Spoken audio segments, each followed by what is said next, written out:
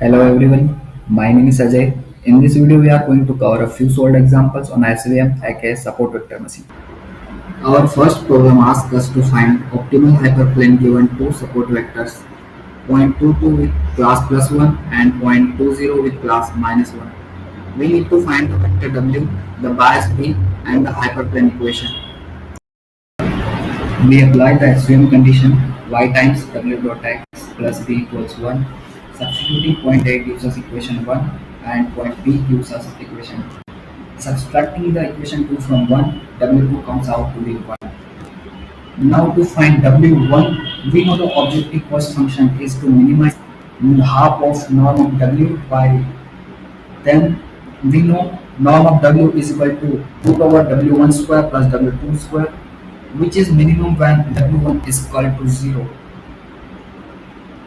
giving us W equals 0, 1 and B equals minus 1. So the final hyperplane is simply y minus 1 equals 0. In our second problem, we are given hyperplane 2x1 plus 2x2 minus 4 equals 0 and 4 label points. Our task is to identify which of these points qualify as support vectors. For all 4 points 1, 1, 2, 1, 1, 0 and 2, 0, the result is either 0 or 2. None of them equals 1. So the conclusion is no support vectors exist here, which means this is not a properly defined SVM margin. In our third problem, we are given W equals 2, 2, B equals minus 4 and a test point X equals 1, 1 with label plus 1. We need to find functional margin, classify the point and compute its distance from hyperplane. Step 1. F of x equals 2 plus 2 minus 4, which is 0.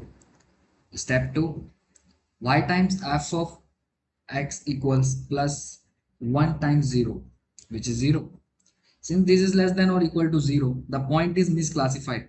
For distance, the norm of W is root 8 and distance equals 0, which is divided by root 8, which is also 0. The point lies exactly on hyperplane. Let's close with 4 key ideas. SVM is a maximum margin classifier. Support vectors are the points sitting right on the margin boundary. Remove them and hyperplane sits. We maximize the margin because a wider margin means better generalization to unseen data. And finally, the kernel tricks. Let's SVM handle non-linearly separable data by mapping it to higher dimensions. That's SVM in 5 minutes. Thanks for watching.